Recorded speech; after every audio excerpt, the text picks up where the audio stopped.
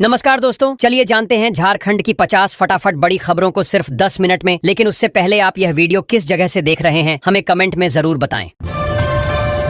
महिलाओं को आर्थिक सहारा देने वाली मियां सम्मान योजना में इस बार मासिक सहायता बढ़ाकर 2,500 रुपये करने का प्रस्ताव रखा गया है। सरकार का दावा है कि इससे गरीब परिवारों की महिलाओं के हाथ में नकद पैसा आएगा, जिससे बच्चों की पढ़ाई, दवा और घर खर्च संभालने में राहत मिलेगी।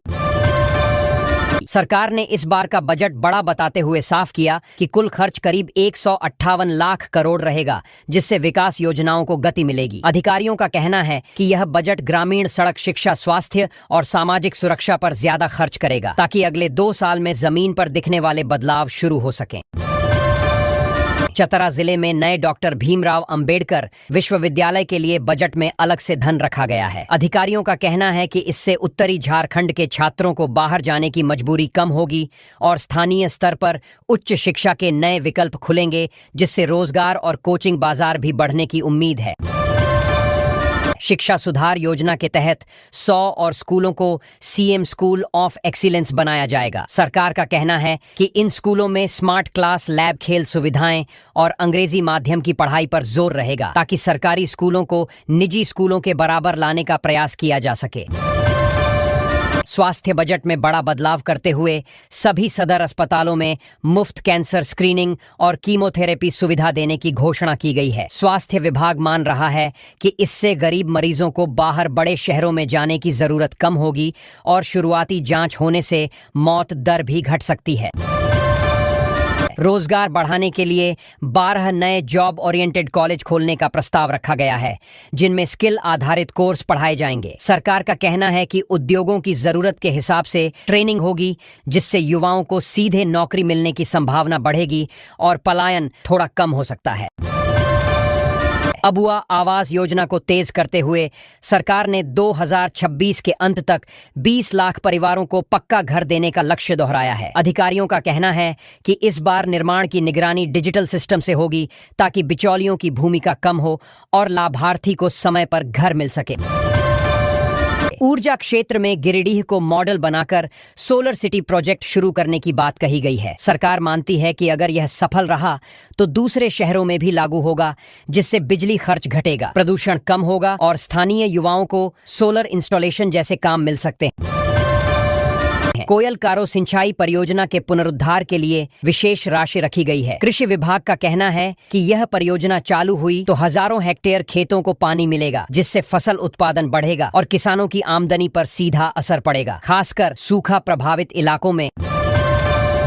रांची के नामकुम इलाके में नया आईटी हब बनाने की घोषणा से सरकार आईटी निवेश लाने की कोशिश में दिख रही है। अधिकारियों का मानना है कि इससे स्टार्टअप, कॉल सेंटर और सॉफ्टवेयर कंपनियां आएंगी, जिससे युवाओं को राज्य के भीतर ही तकनीकी नौकरी के अवसर मिलने लगेंगे।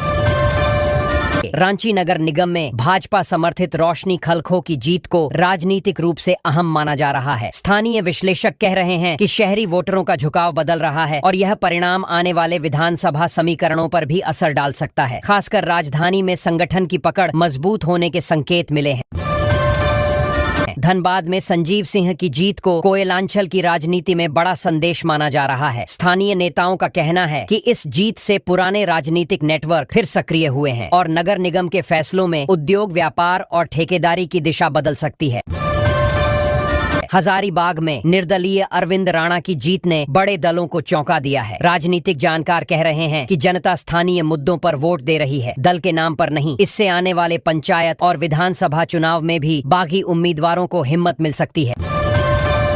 चास नगर निगम में भोलू पासवान की वापसी को स्थिर नेतृत्व की जीत बताया जा रहा है। स्थानीय लोग मानते हैं कि पिछले कार्यकाल में सड़क और सफाई पर काम हुआ था, इसलिए मतदाताओं ने उन्हें फिर मौका दिया। इससे विकास योजनाओं की निरंतरता बनी रहने की उम्मीद जताई जा रही है।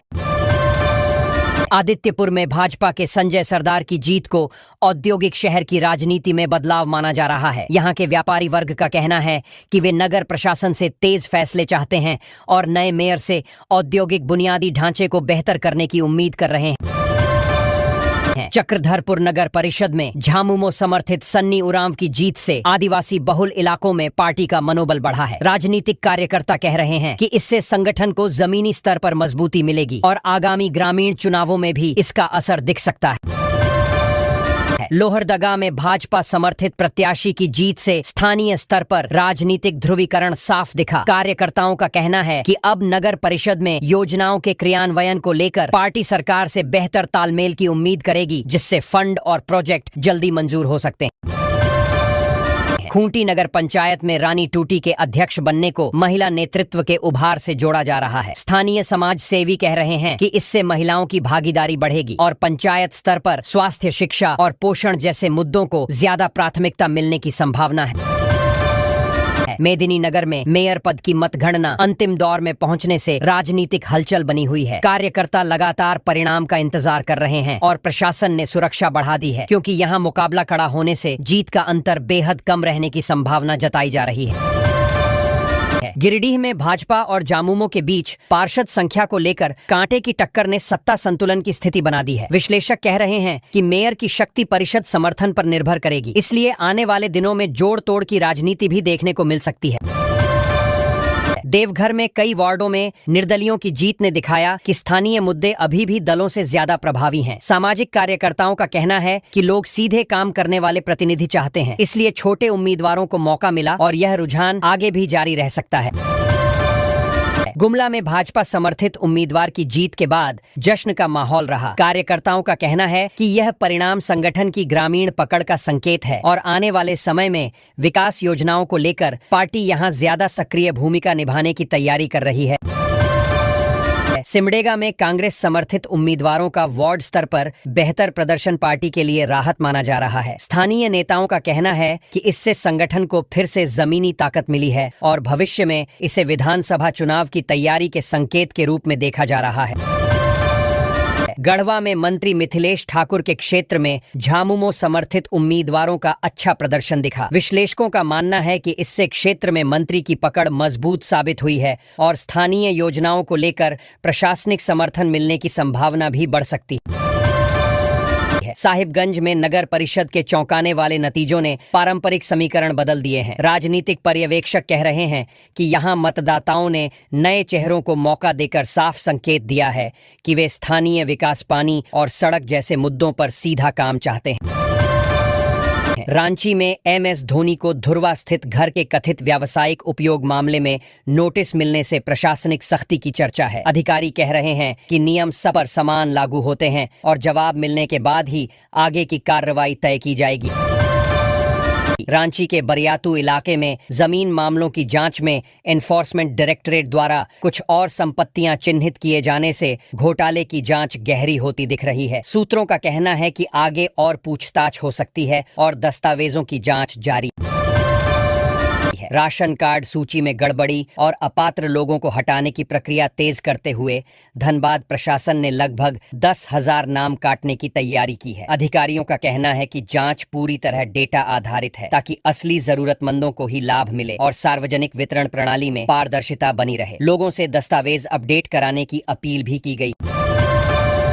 ओबीसी छात्रों की छात्रवृत्ति भुगतान में देरी पर विधानसभा में जोरदार बहस हुई। विधायक जयराम महतो ने केंद्रांश अटकने का मुद्दा उठाया, जिस पर सरकार ने भरोसा दिलाया कि लंबित राशि जल्द जारी कर छात्रों को राहत दी जाएगी। शिक्षा बाधित न हो, इसके लिए विभाग को समय सीमा तय कर कार्रवाई करने के निर्देश दिए गए हैं।